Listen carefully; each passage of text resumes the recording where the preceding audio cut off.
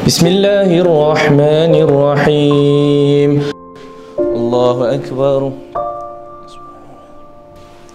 Allahu Akbar. Rabbana atina fid dunya hasanah wa fil akhirati hasanah wa qina adzabannar. Amin. Abi Hanzalah nak derma. Nak derma kat mana sayang? Derma kat masjid dah. Hanzalah nak dapat pahala. Masya Allah sayang. Umi, boleh tolong ambilkan tabung? InsyaAllah boleh. Bismillah.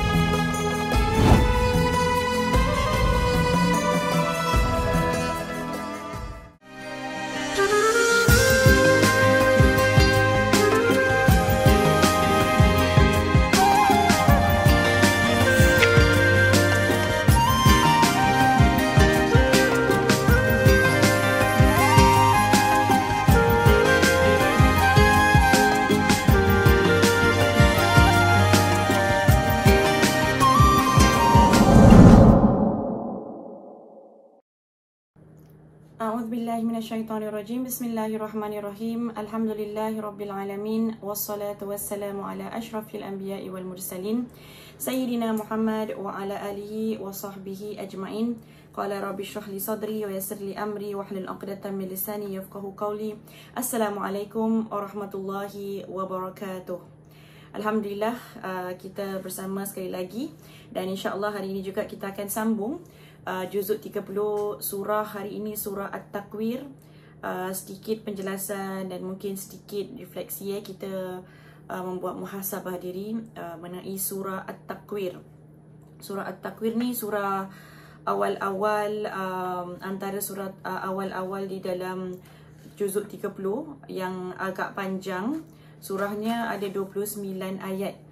Dia bukan surah pendek-pendek. Kalau daripada Ad-Duha ke An-Nas tu dia agak pendek, tapi yang surah awal-awal juzuk 30 dia agak panjang sikit. Jadi surah At-Takwir ni dia surah yang walaupun panjang, walaupun ada 29 ayat, tapi pada saya adalah surah yang senang untuk dihafal kerana ayatnya pendek dan insya-Allah kalau kita faham maksudnya, dia akan lagi senang untuk kita hafal kalau kita faham bahasa Arab dia. Surah At-Takwir ni pada saya adalah satu surah yang mengerikan, satu surah yang banyak kita dapat membuat muhasabah diri. Dan surah At-Takwir ni ada beberapa surah dalam Al-Quran yang mana Allah describe ataupun Allah terangkan mengenai hari kiamat dengan secara detail ataupun dengan secara ngeri. Dan satu daripada antara surah-surah yang Allah describe ataupun terangkan mengenai hari kiamat adalah surah At-Takwir. Awal-awal surah At-Takwir. Surah ni panjang dan saya tak kelang kabut lah. InsyaAllah kita ambil mungkin 2 sesi untuk terangkan surah At-Takwir. Okay. Jadi tapi surah At-Takwir ni dia banyak untuk reflect untuk diri kita. Contoh, kalau kita tengok ayat-ayat yang pertama sahaja, Allah terangkan mengenai hari kiamat, apa yang akan terjadi pada hari kiamat. Dan apa yang Allah terangkan adalah benda-benda yang selalunya kita lihat kebiasaannya adalah A, pada hari kiamat dia akan jadi B, dia akan jadi C, dia akan jadi sesuatu yang kita tidak lihat seperti sekarang. Contoh ayat pertama Allah beritahu idza syamsu kuwirat, apabila matahari digulung. Kuwirat, daripada perkataan kuwirat datanglah At-Takwir, surah At-Takwir yang maksudnya digulung. Digulung. Jadi idza syamsu kuwirat. Apa yang digulung? Yang digulung adalah matahari. Matahari itu kalau kita lihat, kalau matahari itu adalah satu lampu yang mana semua manusia akan lihat pada matahari itu sesuatu yang majestik, sesuatu yang indah, sesuatu yang kita perlukan, sesuatu yang tak pernah kita lihat akan sesuatu yang mana kalau kita lihat tak mampu kita bayangkan matahari itu akan digulung. Subhanallah. Jadi pada hari kiamat Allah beritahu kita sesuatu yang kita lihat normal, tapi pada hari kiamat dia tidak akan jadi sebegitu. Dia tak akan jadi normal seperti mana kita lihat. Jadi matahari itu sendiri akan digulung. Subhanallah. Menunjukkan kepada kita ada sesuatu yang lebih hebat daripada matahari. Ada sesuatu yang lebih hebat daripada matahari. Dan yang ayat kedua, idzan wa idzan nujumun kadarat. Bintang-bintang yang kita lihat di atas akan jatuh. Sesuatu yang tak normal kan? Bintang akan jatuh. Yang ketiga, wa idzal jibalu suyirat. Gunung-gunung yang kita lihat suyirat, sara yasiru, maksudnya dia akan belayar ataupun akan dihilangkan. Gunung-gunung yang kita lihat, pernah kita nampak gunung bergerak? Tak pernah. Gunung tu dia firm, dia steady. Tapi pada hari kiamat, gunung tu akan bergerak, gunung tu akan dihilangkan. Wa idzal isyaru utilat. Unta-unta yang bunting ditinggalkan. Apa tu unta-unta yang bunting? Kalau kita tengok pada zaman dahulu, untuk orang-orang Arab, unta-unta yang bunting ni adalah seperti Mercedes, seperti kereta mewah untuk mereka. Seperti sesuatu yang mana itu adalah satu benda yang berharga untuk mereka. Unta kalau dia bunting, ada baby, jadi baby tu dia membawa rezeki, membawa satu investment, satu benda yang mana mengayakan atau memberikan orang tu kekayaan. Jadi Allah menunjukkan di sini unta bunting ni pada orang Arab dahulu. Mereka kalau ada unta yang bunting, mereka kasih makan, akan kasih extra care, extra protection, semuanya extra. Sebab apa? Sebab dia takut ini ada apa-apa terjadi dengan unta bunting ni. Okey? Jadi memberikan perhatian yang luar biasa kepada unta bunting ni. Sesuatu yang berharga kepada mereka. Allah beritahu pada hari kiamat ni, apabila kiamat terjadi, benda yang sangat berharga pada kita, yang kita jaga, yang kita sayang, yang maksudnya kita kalau ada benda, contohlah cincin ke berharga, kita jaga kan? Jaga, dah ambil wuduk, kita taruh balik, kita pakai balik, kita jaga rantai kita jaga duit kita, betul tak? Kita jaga benda-benda yang berharga. Pada hari kiamat, benda-benda yang berharga ni, seperti unta-unta yang bunting ini, yang kita sayang, yang kita jaga, pada hari kiamat, kita takkan kisah pasal unta-unta ni. Kita tidak akan kisah pasal benda-benda yang kita sayang. Jadi hari ini kita tengok, okey, dah lock pintu belum sebelum tidur? Rumah kita jaga, kereta kita dah lock belum? Kita sebelum kita beredar daripada kereta, kita kena lock kereta, betul tak? Kita jaga duit kita, taruh dekat poket, jangan orang curi. Pada hari itu dah tak kisahlah benda tu. Tak kisah benda-benda ni, tak kisah rumah, tak kisah kereta, tak kisah duit, tak kisah duit dalam bank. Kita dah tak ada perlunya kita kisah. Hari itu hari kiamat sungguh mengerikan. Ada fokus kita ada pada yang lebih besar. Subhanallah. Wa idzal aisyaru utilat. Apabila unta-unta yang bunting ditinggalkan. Wa idzal uhushu husyirat. Dan apabila binatang liar dikumpulkan. Binatang liar ni binatang buas, binatang liar seperti kita tengok lion, tiger, kan, harimau, kita tengok singa, apa lagi, ular. Kalau kita lihat binatang liar ni atau binatang buas ni, dia kalau kerjanya apa? Kalau dia dapat katakan ular, kalau dapat anak ayam, dia robek-robekkan je. Dia tak kisah. Betul tak? Dia tak kisah macam mana dia makan ke, ataupun dia telan je ke, ataupun singa yang dapat suatu mungkin rusa dia nak makan, dia tarik je, dia tarik, dia gigit, dia tak ada belas kasihan. Memang nature dia, memang fitrahnya. Kalau kita lihat binatang-binatang liar ni, memang dia akan attack. Tapi pada hari itu, wa idzal wuhushu husyirat, binatang-binatang liar ni dikumpulkan. Dia takkan attack lagi.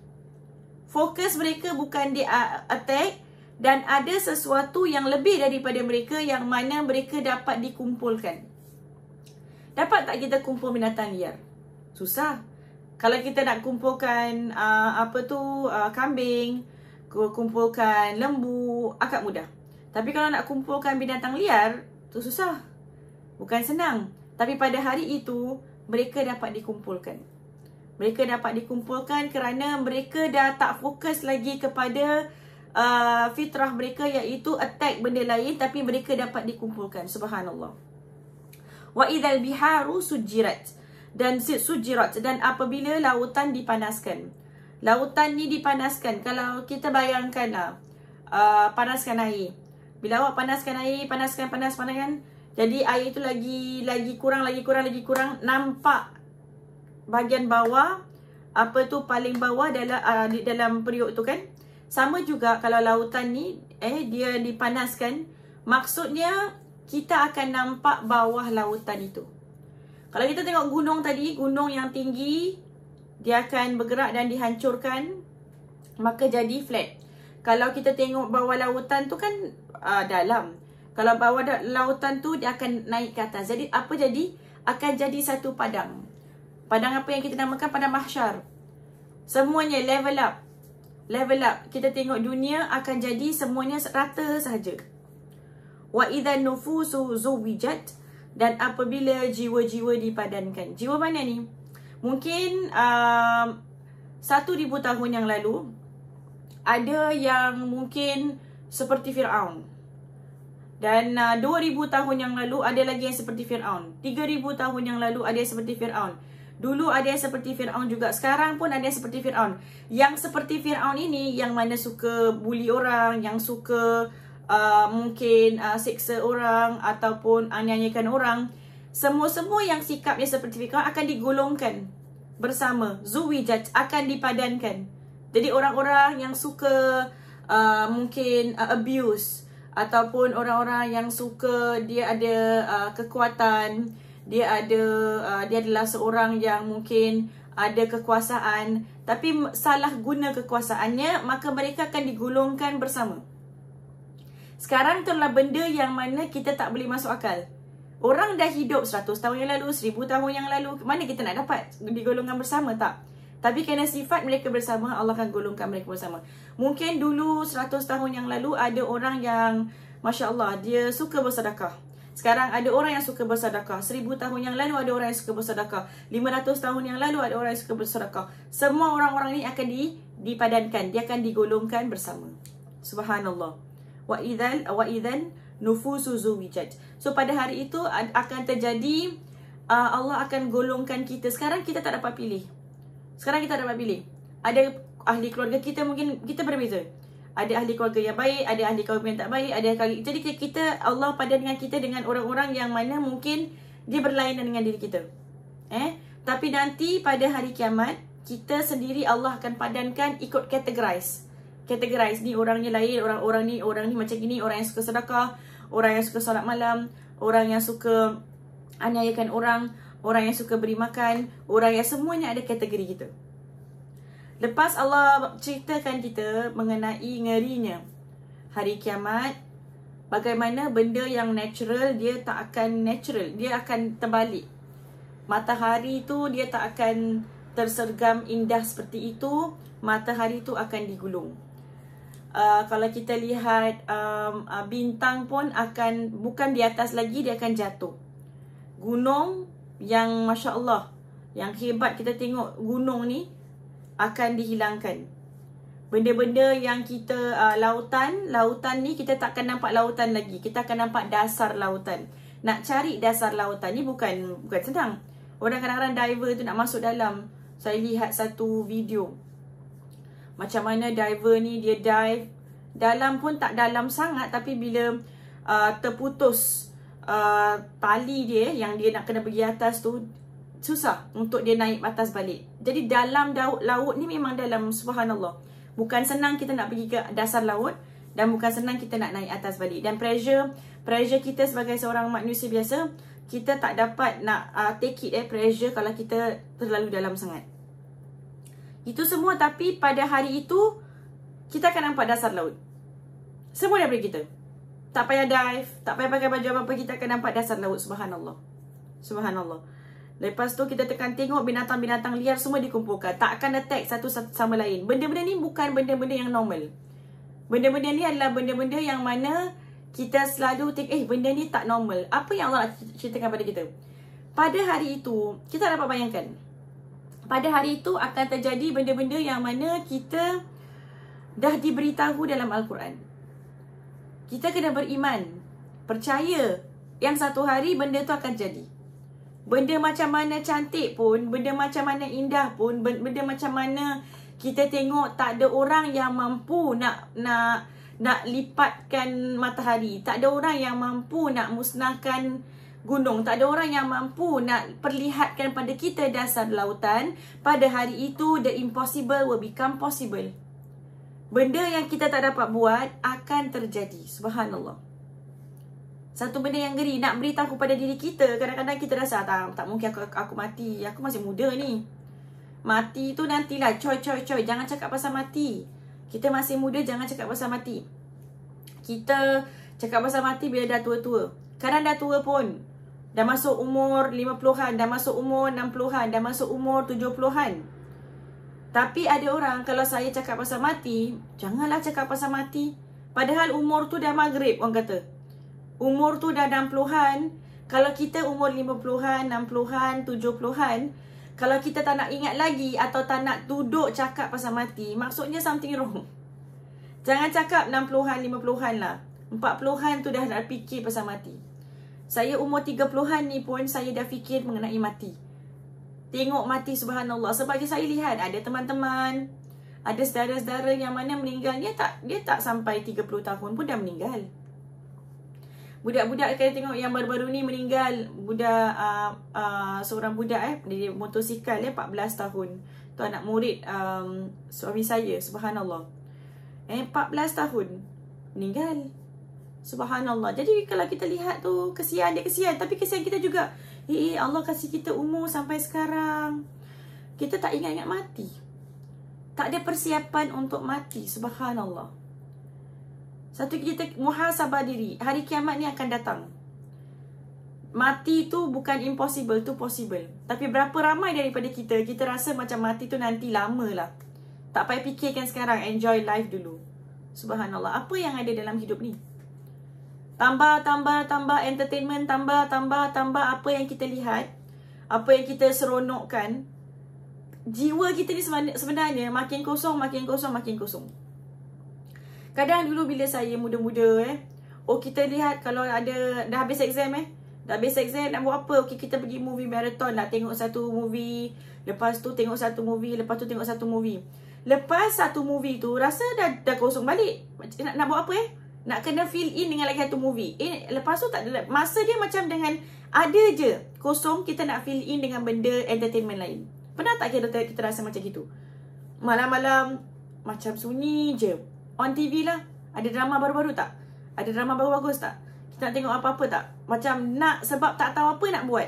Maksudnya kita tak faham yang hari kiamat ni, yang antara rukun iman, dia nyata, dia akan datang. Kita kena buat persiapan. Kita tidak sepatutnya akhir-akhir umur kita fill up dengan TV, tonton TV. Sebab apa? Boring lah. Tak ada boring.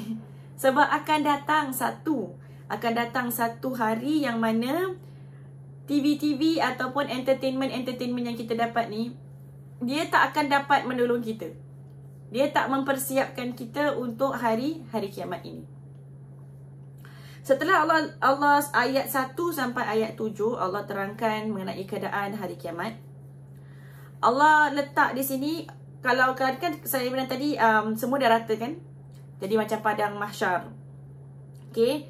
itulah yang hari yang mana kita akan dihisap. Jadi Allah sebut wa idzas suhufu nushirat, ayat 10. Tapi tengah-tengah tu ayat 8 dengan 9 Allah sebutkan sesuatu. Sebelum buku-buku kita disebarkan, sebelum kita dapat tahu apa amalan-amalan kita, baik ke buruk, sesuatu akan terjadi. Allah kata wa idzal mau'udatu su'ilat bi ayyi dhanbin qutilat. Apabila anak perempuan yang telah ditanam hidup-hidup disoal. Subhanallah. Ini kalau pada zaman orang-orang dahulu ni bukan orang dahulu di negeri Arab sahaja, tapi saya dapati apabila saya baca dan saya lihat dokumentari, rata-rata orang pada zaman dahulu mereka tidak suka wanita. Mereka tidak suka bayi perempuan. Kalau ada bayi perempuan, pada mereka adalah satu malu, mereka malu kalau ada bayi perempuan, dan pada mereka adalah suatu beban. Sebab bayi perempuan ni dia tidak dapat menyambung nama bapaknya. Kalau bayi lelaki dapat sambung nama bapaknya, betul tak? Jadi kalau ada anak perempuan ni dia macam menyusahkan. Sebab kalau lelaki ni, kalau anak lelaki, dia boleh train, jadi kuat, jadi dia punya kaum atau tribe dia akan jadi besar, akan jadi lebih berkuasa. Sebab mereka selalu bergaduh kan antara satu dengan lain. Jadi army dia macam lebih kuat. Kalau ada anak lelaki, kalau ada 10 anak lelaki, maka keluarganya hebat, Masya Allah, kuat. Tak ada orang akan attack. Tapi kalau anak perempuan, dia menyusahkan. Kenapa menyusahkan? Sebab dia nak kena kasih makan, kasih minum, dia nak kena kasih pakaian, dia nak kena jaga. Lepas tu akhirnya anak perempuan ni akan kahwin dengan orang lain, akan berikan zuriat kepada keluarga lain dan menyambungkan nama keluarga lain. Betul tak? Jadi dia bukan satu aset kepada orang tu, orang ibu bapa yang ada anak perempuan. Itu zaman dahulu. Mereka rasa anak perempuan ni beban saja. Anak perempuan ni kita kena keluarkan duit, keluarkan apa, tapi sebenarnya tak bawakan apa-apa hasil manfaat pada kita. Kalau kita cakap unta yang bunting itu pun dapat memberikan kita manfaat. Betul tak? Dapat memberikan kita kekayaan, dapat berikan kita kekuasaan. Tetapi kalau kita tengok anak perempuan, pada mereka anak perempuan ni adalah menyusahkan sahaja. Menyusahkan. Ada juga yang anggap anak perempuan ni, kalau kita ada anak perempuan, menunjukkan lelaki ni kurang macho. Lelaki ni kurang kelakiannya. Lelaki yang bapa ni macam dia kurang kelakian, jadi tak ada anak lelaki. Ini yang pada zaman dahulu kita lihat. Subhanallah. Sampaikan anak perempuan itu dibunuh hidup-hidup. Subhanallah. Dikebumikan ataupun dilemaskan dalam air, ataupun apa-apa sahaja. Jadi tak ada anak perempuan. Mereka nak anak lelaki sahaja. Subhanallah. Mereka nak anak lelaki sahaja. Allahu Akbar. Kalau kita lihat, tu zaman dahulu. Zaman sekarang ada tak? Zaman sekarang pun kita masih ada orang-orang yang mana mereka kurang senang kalau ada anak perempuan. Kurang senang kalau ada cucu perempuan. Kenapa perempuan? Anak lelaki lah. Subhanallah. Masih ada. Masih yang merungup kalau tidak ada anak lelaki. Masih yang kata ada perempuan. Bapa saya sendiri ada 3 anak perempuan. Jadi bapa saya tak ada anak lelaki. Jadi bila tak ada anak lelaki, memang bapa saya pun terima kutukan. Kenapa tak ada anak lelaki? Nanti nama kamu tak ada yang macam saya, Syamim Sultana binti Abdul Ghafur kan. Anak saya tak bawa nama bapa saya, Abdul Ghafur. Betul tak? Anak saya lahirkan bawa, dia akan carry forward. Belakang namanya adalah nama suami saya. Anak lelaki. Betul tak? Suami saya membawa nama bapaknya. Betul tak? Jadi dia stop kat situ sajalah. Nama bapa saya stop kat situ saja. Subhanallah.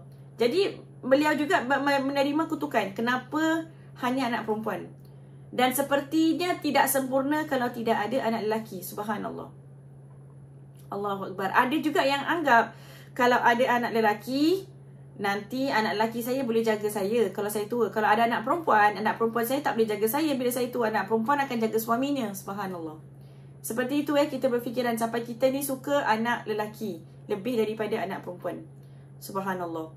Tapi kalau kita lihat hadis-hadis Rasulullah SAW, berapa banyak hadis, kita tengok ada banyak hadis.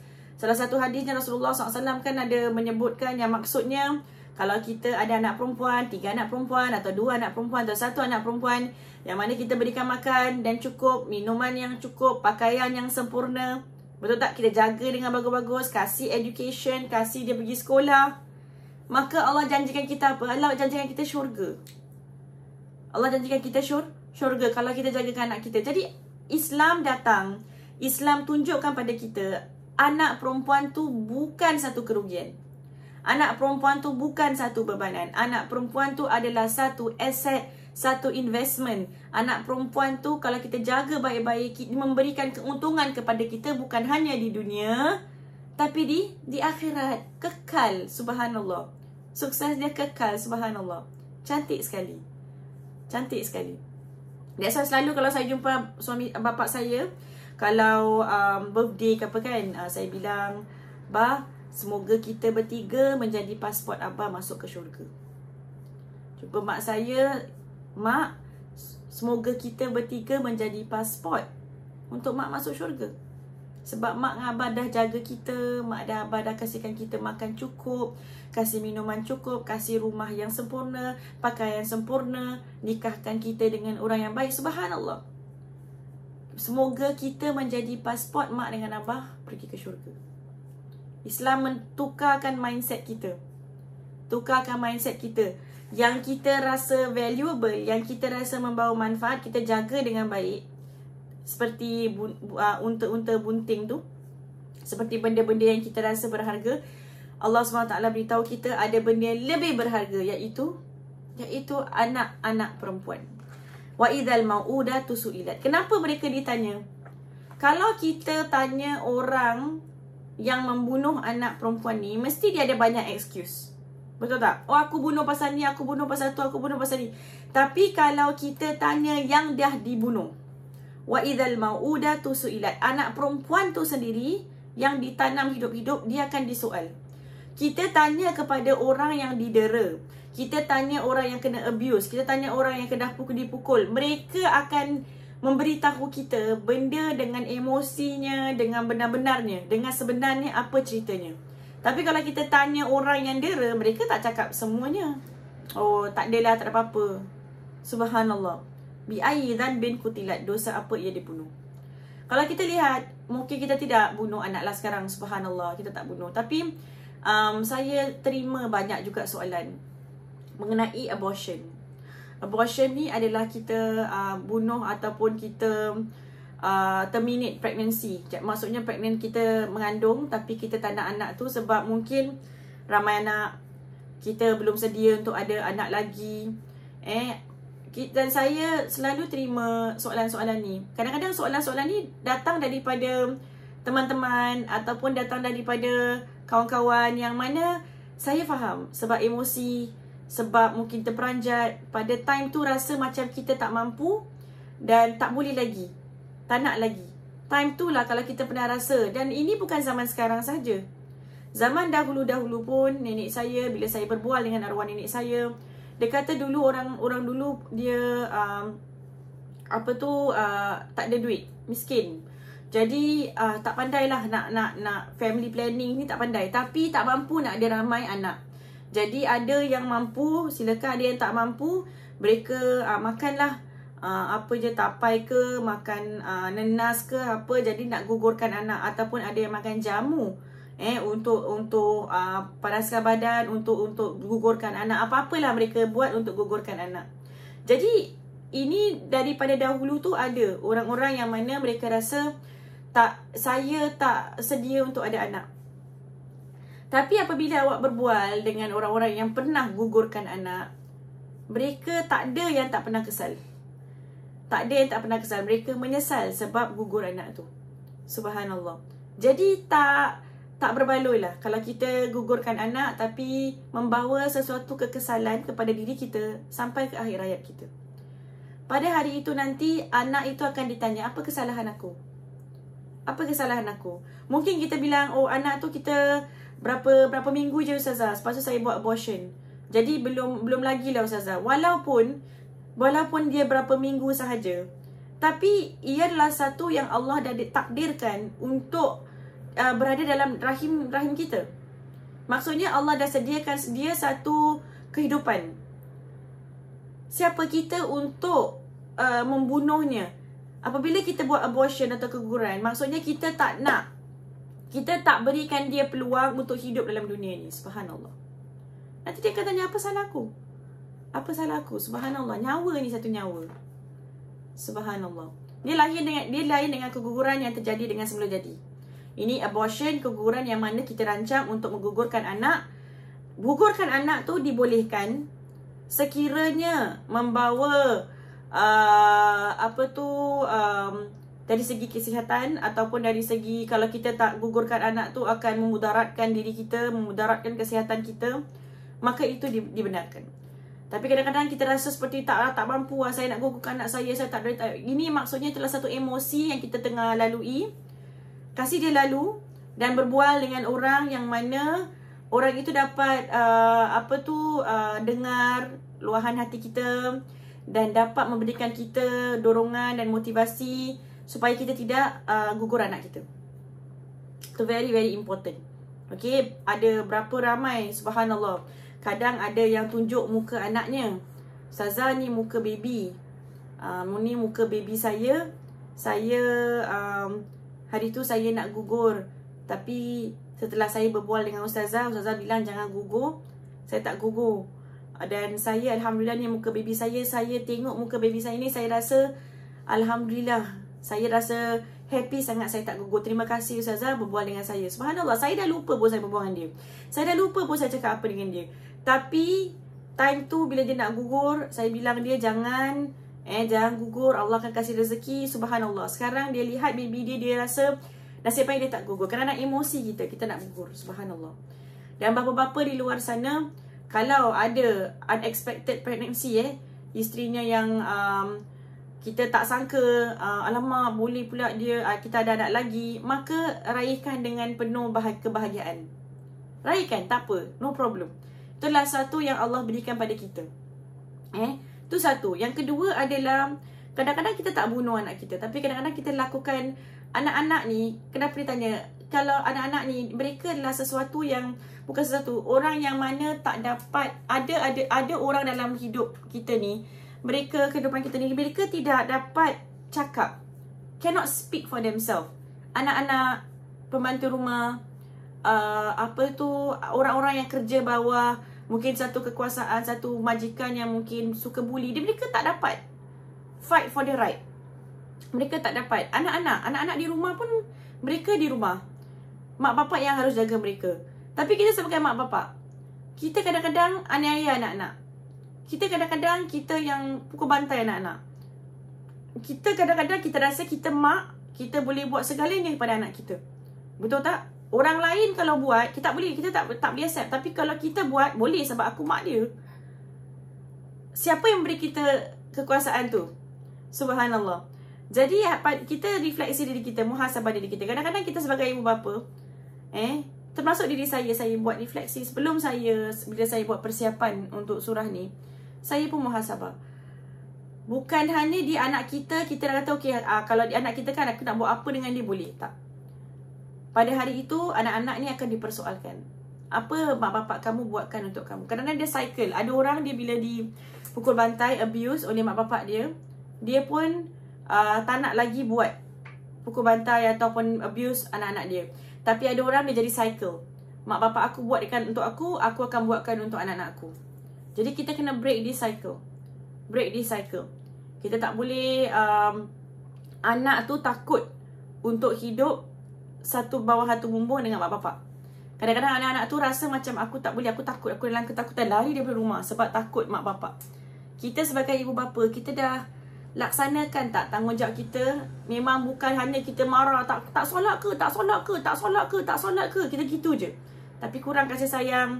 Anak rasa yang mak tak sayang, anak rasa yang Allah pun tak sayang. Mak bapak memberikan satu image, memberikan satu gambaran yang Allah itu benci pada anak-anak tu sebab anak-anak tu tak solat. Sebab anak-anak tu mungkin buat satu kesilapan. Oh, kau macam gini, nanti kau masuk neraka gini-gini. Jadi kadang-kadang kita tak faham. Ibu bapa ni dia very powerful Apa kita cakap, apa macam mana kita bring up anak-anak kita itu a very big thing. Kadang-kadang kita fokus pada benda luar je, tapi sebagai ibu bapa kita amanah yang besar. Jadi that's why apabila Allah beritahu semua apa yang terjadi pada hari kiamat, ada pada mahsyar, sebelum buku-buku kita disebarkan, yang pertama Allah tanya adalah orang-orang yang tak dapat bela diri dia. Pada hari itu mereka tu akan ditanya apa dosa mereka. Jadi kita sebagai manusia, kita jaga hak orang yang di bawah kita. Jaga hak anak-anak kita, jaga hak pembantu rumah kita, jaga hak orang yang bekerja dengan kita, jaga hak mak bapak kita yang kita jaga. Subhanallah. Banyak hak kita yang kita kena jaga, orang-orang yang bawah kita. Kadang-kadang kita ambil hak mereka, tapi orang semua tak tahu, tapi Allah tahu. Dan sebelum apa pun Allah akan tanya mereka. Allah akan tanya mereka dan mereka akan jawab apa salah mereka. Subhanallah. Allahu Akbar. Okay, jadi insyaAllah kita akan sambung surah At-Takwir ni. Mudah-mudahan apa yang saya terangkan sedikit sebanyak mengenai surah Takwir, awal-awal surah Takwir ayat 1 sehingga 9 atau ayat 1 hingga 10 dapat memberikan kita satu gambaran, dapat memberikan kita satu keinsafan mengenai hari kiamat, muhasabah diri kita, pernah tak kita ambil hak orang lain, kita boleh solat, kita boleh pergi haji, kita boleh pergi haji banyak kali. Tapi kalau kita mengambil hak milik orang lain yang mungkin tak faham, mungkin ada yang saya jumpa dengan orang yang mana subhanallah dah pergi haji, dah pergi dah memang orang respect dia. Tapi apabila dia membuat jual beli rumah, property, dia tipu dengan secara orang-orang yang tak faham, dia tipu. Bila dia buat penipuan, ramai orang yang ditipu, subhanallah. Adakah duit itu akan memberikan barakah pada kita? Dia tidak akan memberikan barakah pada kita dalam dunia, dan tidak akan memberikan barakah pada kita di akhirat. Akan menjadi satu beban untuk kita di dunia dan akan menjadikan satu beban untuk kita di akhirat nanti. Jadi hati-hatilah kita muslimin dan muslimat. Apa yang kita buat dengan orang, dengan manusia, akhirnya satu hari akan kembali kepada kita juga. Okay, insyaAllah wabillahi taufiq wal hidayah. InsyaAllah kita akan jumpa pada minggu hadapan dan kita akan sambung surah At-Takwir insyaAllah. Jadi wabillahi taufiq wal hidayah. Wassalamualaikum warahmatullahi wabarakatuh.